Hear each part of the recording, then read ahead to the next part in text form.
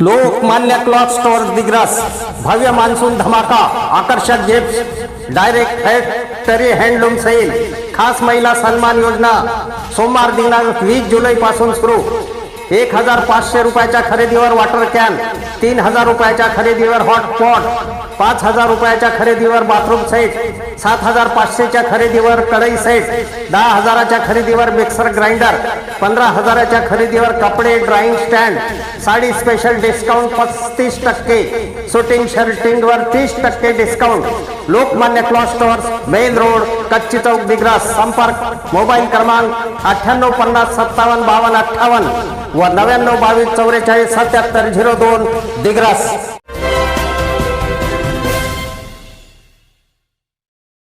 नमस्कार, मी सुरेश चिरडे।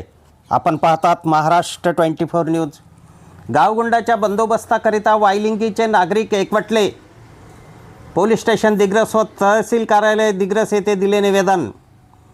पांदन रस्त्यावरून ये जा करणाऱ्या शेतकरी व शेतमजुरांना अश्लील भाषेत शिवेगाळ करून जीवे मारण्याची धमकी देणे, पालकमंत्री नामदार संजय राठोड यांच्या विकास निधीच्या सुरू असलेले कामी धमकी देऊन थांबविणे, खंडणी मागणे, गावच्या महिला सरपंच व तिच्या पतीला जीवे मारण्याची धमकी देणे अशा करामती करणारा प्रकाश हरसिंग पवार राहणार वायलिंगी याचा बंदोबस्त करावा, या मागणीकरिता वायलिंगी येथील शेकडो महिला व पुरुष एकवटले। पोलीस स्टेशन दिग्रस व तहसील कार्यालय दिग्रस येथे शेकडो सह्यांचे निवेदन गावकऱ्यांनी यावेळी दिले। नमस्कार, मी निलेश जाधव, राहणार वायलिंगी। मी सामाजिक कार्यकर्ता म्हणून गावात काम करतो। माझी पत्नी माझी सौ प्रियंका निलेश जाधव ती सरपंच आहे आणि गावातील काम असल्यामुळे आता कसं आहे, सरपंच मॅडमला मला सोबत घेऊन जाणं माझं काम आहे आणि ते तसे कर्तव्य बजावणं माझं काम आहे। त्याच्यामुळे आता गावामध्ये जे विकास कामं माननीय संजूभाऊ राठोड मृद व जलसंधारण मंत्री यांच्या विकास निधीमधून आपल्या पांदन रस्ता नरेगामधून मंजूर करण्यात आला होता। तो मी गावकऱ्यांसाठी आपण माहिती आहे का ग्रामपंचायत मार्फत करण्यात आला। आता त्या गोष्टीला विरोध होता। प्रकाश हरसिंग पवार राहणार तो खंडापूरचा होता, पण माहिती आहे का अशाच तो खोट्या तक्रारीमुळे त्याला मारून माहिती आहे का ते तिवरी प्लॉटला वास्तव्यास आलेला आहे। त्याने शेत घेतलेलं तर वायलिंगीला त्याचं जर पूर्ण पार्श्वभूमी जर आपण बघून घेतली तर त्याची खोटे नाटे रिपोर्ट करायचे, कोणाजवळून पैसे उकळायचे, कोणाची खंडणी मागायची, हा त्याचा मुद्दा आहे।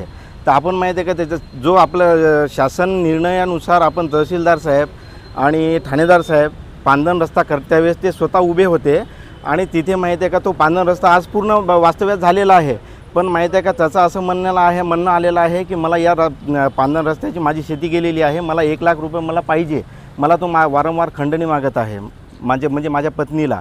नाही तर माहीत आहे का तुला आणि तुझ्या पतीला आणि सरपंच मॅडमला असे जीवे मारण्याची धमकी देत आहे। त्याच्यानंतर संपूर्ण गाववाल्याला माहीत आहे, संपूर्ण गाव आलेला आहे, इथे तुम्ही बघू शकता। संपूर्ण गाव वाईवासी इथे माहीत आहे का त्रस्त आहे त्याच्यामुळे। कारण कसं माहीत आहे का आता तो शेत आहे त्याच्यामुळे तो माहीत आहे का कोणाला मजुराला घेऊन जातो कामामध्ये, पण माहीत आहे का कोणाचा मोबदला देत नाही। पैसे मागायला गेले तर तो शिवीगाळ करतो, म्हणतो की मी तुझ्यावर रिपोर्ट करून टाकेल, दुसऱ्याला म्हणतो की तू माझ्या शेतामधून येऊ नको। कारण कसं माहिती आहे का ते पांदन रस्ता असल्यामुळे शेतमजूर शेतकरी ते तिथूनच रस्ता जातात, आपल्या गावातूनच जातात त्याच पांदन रस्त्याने। तर सगळ्यांना तो धमकवतो की मी तुझ्यावर रिपोर्ट करून टाकेल, तू माझं स्प्रिंकलर सेट चोरून नेला, तू माझं सोयाबीनचे पोते घेऊन गेला, असा गेला। त्याच्यामुळं माहिती आहे का संपूर्ण गाव वाईवासी असे त्रस्त आहेत।